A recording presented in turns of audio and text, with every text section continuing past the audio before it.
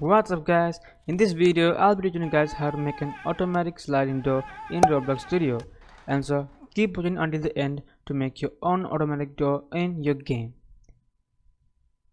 Finally, I will be including a simpler version and a kind of advanced version of the sliding door, so you guys could decide which one to use. Okay, let's get into the video. Hello.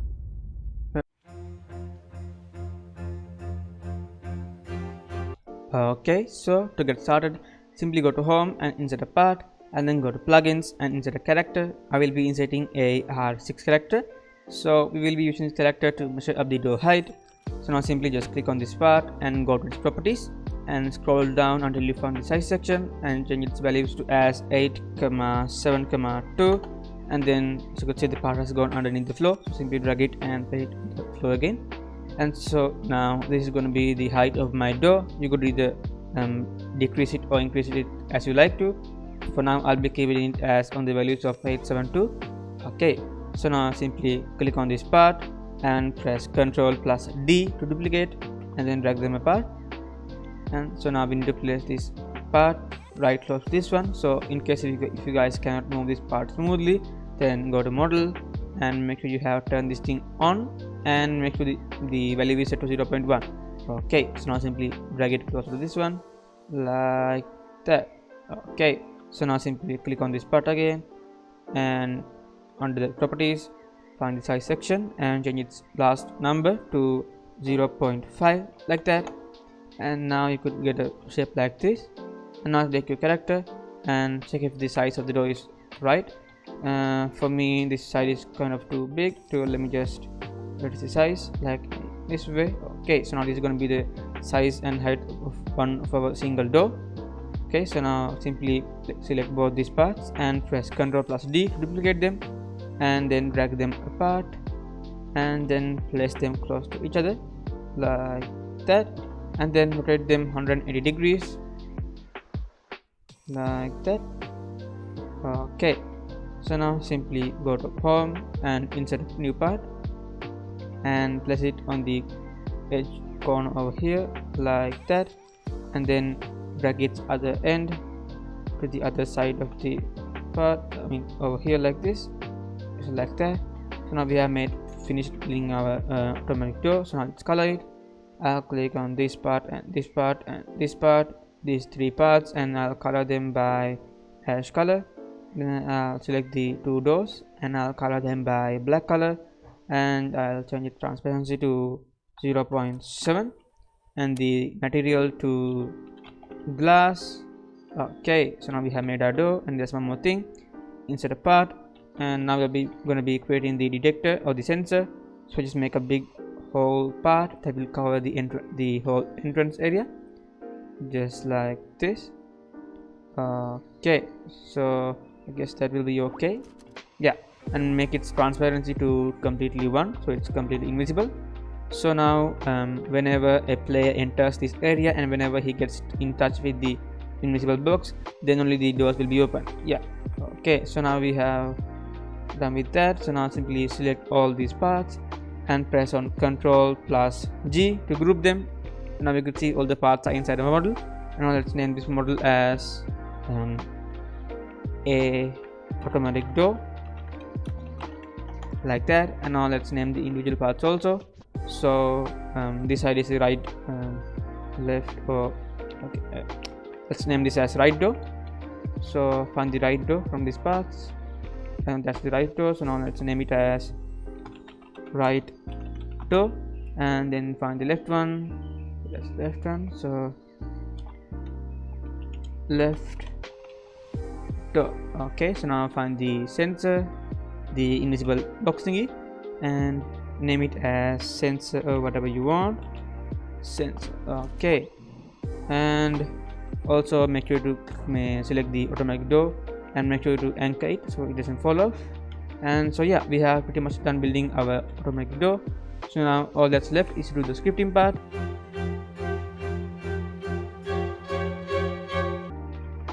Okay, so as for the script, go to server script service and insert a script by clicking the plus icon and insert a script, and then let's name the script as automatic door, like that. And also one more thing I forgot to mention, go to the sensor of our automatic door and make sure you go to the properties of it and make sure you turn off the can collide to false, like that. Okay, so like like if you didn't do that, then the players can't go through it. So yeah, okay, so make it to false. Okay, so now let's go back to the script. So let's start by deleting this first line of code. So now let's start writing our code.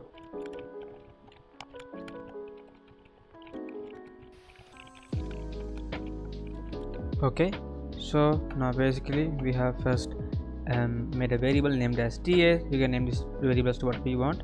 So I made the variable named ts to get the twin service. Twin service is required to like animate to move a part. In our case it's the door.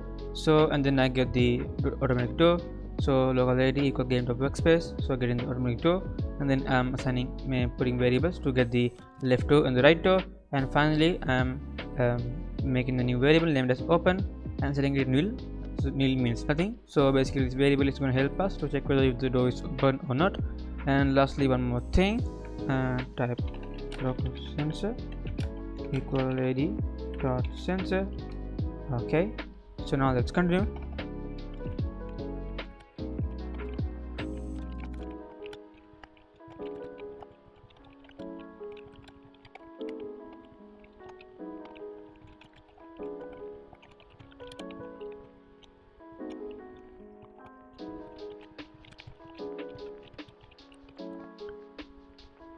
Okay, so I have made a variable named as twin_info and set it to equal to twin_info.new, and this twin_info.new is basically the information of our twin. So it has properties like time, easing style, easing direction and other stuff, but in this video I will be only using the time, and I have set the time to 1, so it will take 1 second to activate the twin. And then in the next line you can see I have made variables named as left goal open and left goal close and set it equal to a bracket, a curly bracket. So whenever we set assign a variable to a curly bracket, it makes it a table. So these two are tables, and tables are like boxes which are used to store data, like storing data and stuff. So these tables are currently empty. So in the next line you can see I have set the left goal open cframe. I have set a property named cframe into the empty table. So basically what cframes are like, if you go back to the game and if you select the left door and under its properties you can see a property named as cframe. Cframes have two values as position and orientation. Let's forget about the orientation for now. And so basically the left door cframe is basically this value over here. It consists of 3 digits of x and y and z axis. So if you like, so the first one is x, the second one is y, and the third one is z. So if you like, may move it on the x-axis on this way, you can see the value on here changes like that. So cframe is changing when we move it like two different ways. So if you go back to the code, we are putting a new table and I'm putting it a cframe property, and we're setting that equal to the left door cframe multiplied by a offset of it. So the next one, the left door close table, we're setting it equal to cframe equal to the left door. So the same, so the left door cframe is equal to the left door close one. So and then the next line we are putting the twin service together, creating the twin service. The first one is twin open, left twin open, so left door and the twin info, and then the left goal open, which means this one. So yeah, and then the left close one. Okay, if you want to learn further about twin services, I will be including this video right over here by DevKing. You can watch that to understand further about twin service. Okay, so now to make it much more understanding to you, let me just change it to 10, and let me play the left twin open one and play. Okay, so now if you run the game, you can see the left door has been changed over here. And yeah, so but what we actually want to do is we want the door to move over this side like this, so it's like completely open. So to do that, we can use the same property of the door's size. So the size is like basically the size also consists of x and y and z. So if we like so this first value x means the size of the x size of the door. So if you like reduce it by that side, then it should like completely go inside of this and like it should look okay. So to make that happen, let's go to the code and okay, so if we go to the code again, and if I change the x-axis, so now this is the x and this is y and this is the z-axis, and if I change the 10 to, let's say, left door dot size, now when we run the game, it should be completely open.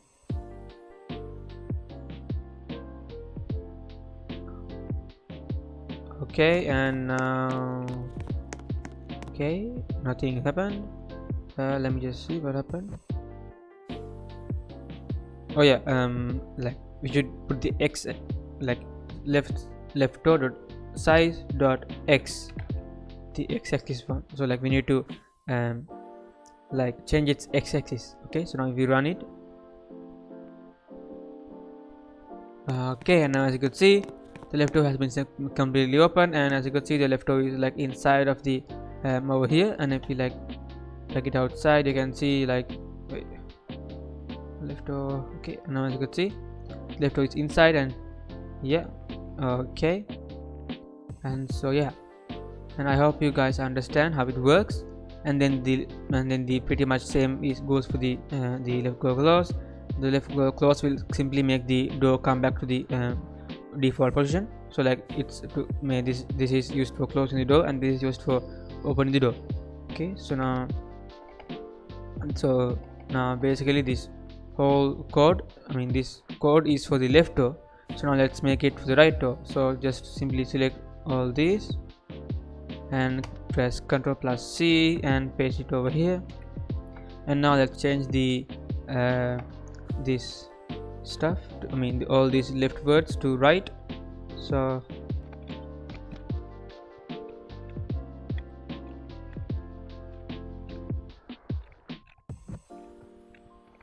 okay, so now this is the left door, and this is the right door. Sorry, right door. Okay, so make sure you change the values exactly.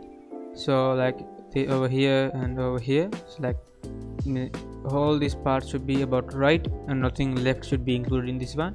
And so yeah, and now if you like play the both, okay, now let's like wait 3 seconds, and then let's try playing both twins, like so this variable is used to open and this is used to close. So if you like use this to open, and also we use the left ones, this one, copy paste, and then we play both them, play,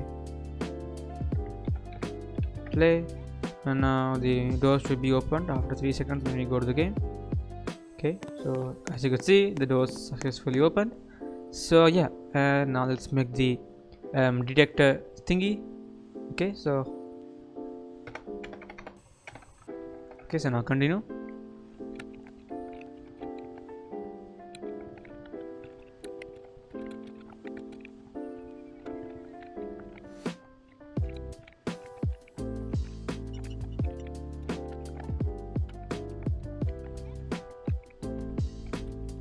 Okay, so now we are done with the code. So first of all, we are as you could remember, we had a variable named as open, and we have made it nil in the first time, but now we are making it equal to false, and then we are checking for sensor, which is our invisible box, and if it's touched, then we are connecting a function with the argument of hit. So whenever the touch is active, then the hit is also active.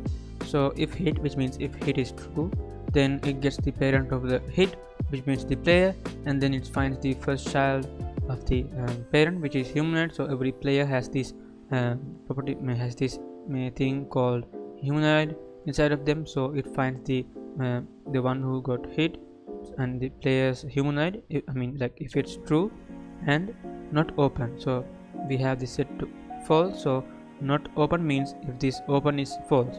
So if we find a humanoid inside of the player and if the open is false, then we are doing whatever inside of this.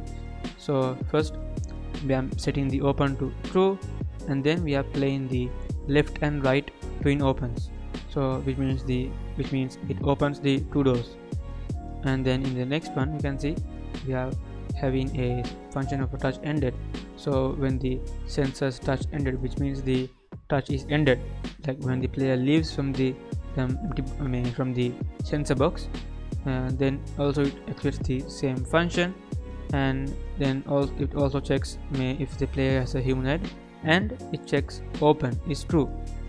Like the first function checks not open means the open is false, and the next one it checks if the open is true. So as you could remember, in here we have once the function gets activated, we are making the open to true, and then only it can may work in here. So it checks for a humanoid, and if this is true, and then it does these things. So it waits 2 seconds and it closes the left and right doors, and then it makes the variable open to false again. So yeah, and let's go and try. Okay, and now if we go touch the empty box, now as you could see the door works great. And yeah, and if you go again, it works fine. And yeah, and the two doors seem to be like glitching, kind of like inside. Like when we go, you could see it's like kind of glitching. So let's fix that.